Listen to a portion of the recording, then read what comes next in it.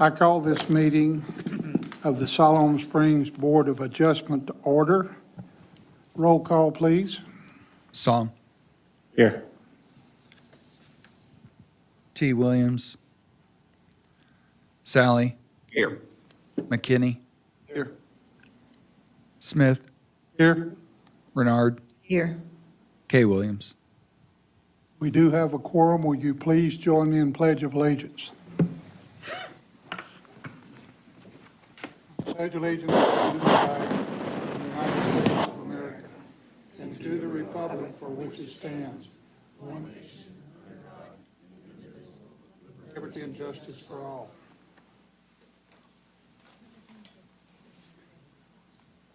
Thank you very much. You've all received the minutes from our January the 9th, which was the last Board of Adjust meeting. Do I have a motion to approve the minutes from January the 9th? So moved. I have a motion. Do I have a second for approval of the minutes? Second. I have a motion and a second. All in favor? Aye. Aye. Okay, the first item on tonight's agenda is a variance. Development Permit BOA 24-02. Mr. Rhodes. Yes, thank you, Mr. Chairman. Ben Rhodes, Senior Planner. Yes, before you is a variance. It's a green space variance request at 3868 Highway 412 East. Zoning is C2 roadway commercial. And what they're requesting, this is related to a significant development permit, which will be the only item on the next, or one of two items on the next meeting for the Planning Commission. So it's related to that significant development permit for the proposed sit-down restaurant. And the variance request is paving into two 6-foot wide perimeter green space buffers that are required by the code. And that will be both on the west and east sides of the property, and the encroachments are both at exactly 1 foot on both sides for a total of 2 feet of a combined width. At the bottom there, you see the code section there. Each developed lot shall provide and maintain a landscape buffer of no less than 6 feet wide along all property lines. So here we see the site plan that was provided as part of the variance exhibit. And one of the key factors in requesting the variance from the applicant is this need for the delivery truck entrance that would be on the north side of the restaurant. As you can see here, it shows coming in over here on the side and then coming back out like that. And that's a specific type of delivery truck that they have. It's called a WB67. And they need to have a certain amount of lane width as shown in order for the radius of that truck to work around the tight corners of the parking lot. So that is sort of a set factor for that particular delivery truck. So then you add in the parking. Well, parking by code has to be 9 foot by 18 foot deep. So each space has to be 18 feet. As you can see, they have parking along the perimeter as well as in the interior of the parking lot there. And so when you add it all up, they come up short by about 2 feet of the width. And I will point out that that final layout of the drive was not known by the applicant prior to the lot purchase or prior to the lot's creation. As you know, this is a part of a recently approved subdivision called the Siloam Station, and so I think that was not known when those lots were being created. And furthermore, the restaurant prototype is a new standard for smaller communities, so it was not commonly used, and so they weren't able to say, well, this is what we're doing over in Fayetteville or wherever, and just plop it right down in this slot. This is a new concept, so we're literally designing it afresh, essentially. So we initially approached them about a lot line adjustment, which you think would be the obvious solution. You would move the lot line over a sufficient amount of width to not cause problems with the green space buffer. However, the other lots on either side are in their design or build phase at this point in time, so it's really too late to be addressing moving lot lines one way or the other because those designs are already in the works essentially. This development is coming together very quickly compared to some others that we have seen recently. And so, like it says in the slide there, that would cause a domino effect requiring redesign of one or more of the neighboring developments that are already in process. Staff reviewed other sized restaurants in the community. We looked at IHOP, Rib Crib, Kathy's Corner, and Callahan's as just 4 different examples of what you would call kind of peer lots. So when you look at a particular restaurant, you want to compare it to its peers, not something like another McDonald's or Burger King, because those are different styled restaurants, require different widths. So when we looked at those peer lots, they were all over 200 feet in width, whereas the subject property is only at 195.86. So it's very close, but it is a little bit shallow or a bit narrow. And so that does put it at a disadvantage compared to its peers.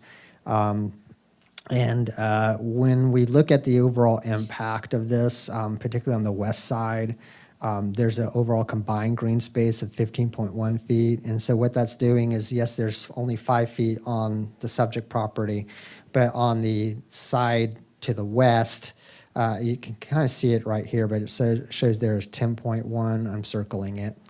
That's the design of the property that's to the west, another restaurant that's in process under development right now.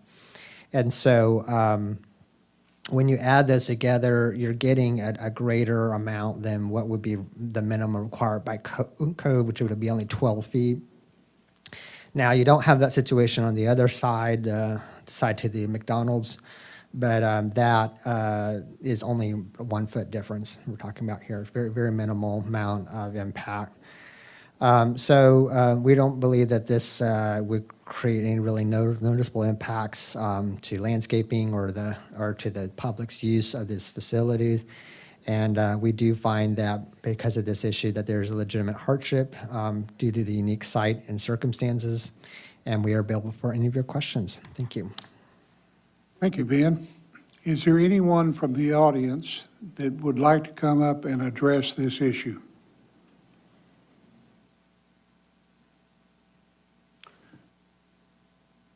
Okay. Commissioners, seeing no one approaching the microphone, do you have questions or concerns?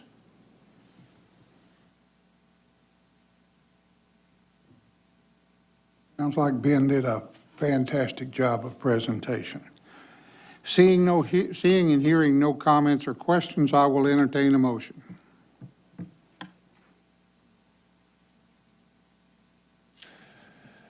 Mr. Chairman, I move that we approve the variance on BOA 24-02. I have a motion to approve BOA 24-02 variance. Do I have a second? Second. I have a motion and a second to approve the BOA 2402. Roll call, please. Sally, Yes. McKinney, Yes. Smith, Yes. Renard, Yes. Song. Yes. Motion is approved. I now will entertain a motion to adjourn the Board of Adjustment. So moved. Second. I have a motion and a second to adjourn the Board of Adjustments. All in favor? Aye. All opposed? Board of Adjustments is adjourned. I call to order the City of Siloam Springs Planning Commission. Roll call, please. Song, Here. T. Williams, Sally, Here. McKinney, Here. Smith, Here. Renard, Here. K. Williams. We have 5 members present. We do have a quorum. Commissioners, you've all received the minutes from our meeting on November the 12th, 2024. Do I hear a motion to approve said minutes? So moved. Second. Motion and a second to approve the minutes of our November the 12th meeting. All in favor, so signify by saying aye. Aye. Opposed? Minutes are approved. The first item on our agenda is significant development permit SD 24-10. The applicant has requested to table this permit. I'll entertain a motion to table SD 24-10. So moved. I have a motion to table SD 2410. Do I have a second? Second. I have a motion and a second to table SD 2410. Roll call, please. McKinney, Yes. Smith, Yes. Renard, Yes. Song, Yes. Sally, Yes. SD 2410 has been tabled. Next item on our agenda is significant development permit SD 24-15. Ms. Megan, you have the floor. Thank you, Mr. Chairman. Megan Thomas, Planner 1. This is a significant development request located at 3868 Highway 412 East. The applicant is requesting to construct a 6,496 square foot Olive Garden restaurant on Lot 2 of the Siloam Station Retail Edition. This request is associated with the landscape buffer variance that was just previously presented to you and approved. The applicant is also requesting to fast-track this request to the December 17th Board of Directors meeting. So if approved tonight, it will be forwarded to that meeting next week. The applicant is proposing driveway access onto the private loop street within the subdivision, that's Siloam Station Drive. The proposal provides ample parking and is consistent with the zoning for the property. And the applicant will also be constructing a sidewalk along the frontage of Highway 412, which will have connections to the facility to allow for better pedestrian mobility. Staff is recommending approval with 2 conditions needed, as stated in your staff report and as shown on the screen. And as previously stated, this is requested to be fast-tracked to next week's Board of Directors meeting. Staff is available for any questions that you may have. Thank you. Thank you, Megan. Is there anyone in the audience that would like to address this significant development permit? Please come forward, state your name and address, and My name's William Hall. I live at 1203 Letitia Lane. I'll probably speak again here later, but I wanted to address this. Back in 2010, Jonathan Barnett, we put a median in through the highway. Significant traffic accidents that were happening, people pulling in from both sides, you know, to get into the roadway. Now, since they put that in, that's cut down on a lot of accidents. I'd argue right there at the end of my restaurant, they should consider a light because that's where the majority of them happen today. Outside of that, they all happen down there by Walmart and that area over there. And when you have a significant development like this that goes into an area like this, one of our fastest growing areas, we don't have any type of median protection or anything like that. And you can imagine even opening a fast food restaurant today, we got to have police presence just to keep traffic accidents down. That would be my one concern. With this type of development and no median going down that highway, we're just asking for more traffic accidents. Just something to think about. thank you very much. First off, that highway is a U.S. highway, and I don't know that the city can go in there. I don't know that you have much. I think it would be more state and U.S. on there, but I would ask either our engineer or Chris to address those concerns. I'm just putting it in the minutes for the Okay. concerns of it. So noted. Sorry, go ahead. So noted that it was be put in the minutes of this meeting. Mr. Chair, Kevin Moore, Public Works. That is correct. It is a state highway, federal highway, and controlled by RDOT. So the process for that is to request a warrant study at that intersection of Simon Sager Avenue and 412. Currently today, it's nowhere near the traffic to justify a signal, but as that area develops, that'll be something that we keep an eye on and coordinate with the state to get a signal at that location. As far as the median, I'm told by RDOT that it is still on their priority list, though I don't know where on that list it falls, but they do wish to continue that project to the east through that location, particularly Progress and Highway 16 through there. It needs these improvements, and that is still on their list, even with the discussions of the interstate in the future. Okay, thank you for your input. Is there anyone else in the audience who would like to address this development? Seeing no one else approaching the podium, commissioners, it's your turn for your questions and thoughts. My only question was related to the request for the street fees to be waived. How much is that, and what's the kind of driving that request? The street fee, I believe the estimate, it's based off of square footage. It was between 17 and 18,000. And the request to waive it is as an economic development incentive for the project. Is that typical? This would be the first restaurant that has requested it. So we have in the past waived that for the school district and a couple other entities, but not restaurants. And that would be for the board to waive. That wouldn't be part of your consideration this evening. Good to know, though. Thank you, Kevin. Mr. Chair, Yes. Chris Paxton, Community Development Director, excuse me.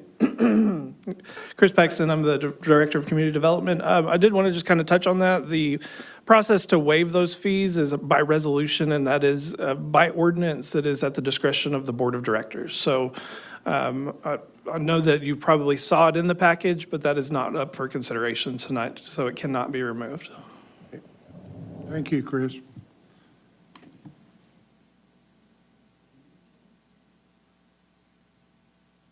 Seeing no other comments, I will entertain a motion for SD 2410. I would make a motion to approve SD 24, is it 10 or 15? 15, I'm 15, sorry. yeah. No, it's 15, I'm sorry, I'm looking at the wrong paperwork. My With- apologies, 2415. The motion to approve SD 2415 with stated conditions of the staff. I have a motion to approve SD 2415 with the two stated conditions. Do I have a second? Second. I have 2 seconds. Roll call, please. Renard, Yes. Song, Yes. Sally, Yes. McKinney, Yes, and one comment, I appreciate the city working with these developers on these fast-track applications. I think that's awesome that we can do that and provide that service for developers out there. So kudos to you guys. Smith, Yes. Motion is approved. This development, SD 2415, will go to the Board of Directors on December the 17th, 2024. Next item on our agenda is easement acceptance. Ms. Megan, you want to brief us on that, please? Yep, we just have one minor subdivision that you guys are accepting easements for, so that's this. I believe I brought this to you previously for easement acceptance a few months ago, but they actually came back before filing it and increased the lot sizes on Lot 2 and Lot 3 there to make them wider. So that's the only change, but you're just accepting easements tonight. Commissioners, do you have any comment on the easement acceptance? Hearing none, I will entertain a motion to approve the easement acceptance. Mr. Chairman, I make a motion to approve the easements. Do I have a second? I'll second. All in favor, or do I need a roll call? Do I need a roll call on this, Chris? You can just call roll, that would be fine. Roll call, please. Song, Yes. Sally, Yes. McKinney, Yes. Smith, Yes. Renard. Yes. The easement acceptances have been approved. The last item is the board and staff approved permits. Do any of the commissioners have comments on the approved permits that you each received a copy of.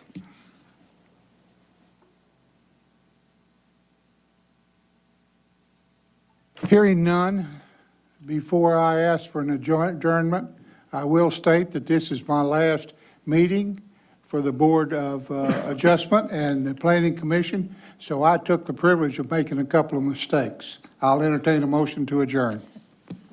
I want to make a comment too, because this is my last meeting too. I wanted to thank the city staff. It's a blessing to have a thoughtful group of people for thinking about 30 years out. And a thriving city needs planning, I learned. And we have that. So thank you very much for your hard work. And as a citizen, I am proud that I live in Sutherland Springs. Thank you. Take that as a second. All in favor? Aye. Aye. Opposed? We are adjourned. Thank you very much.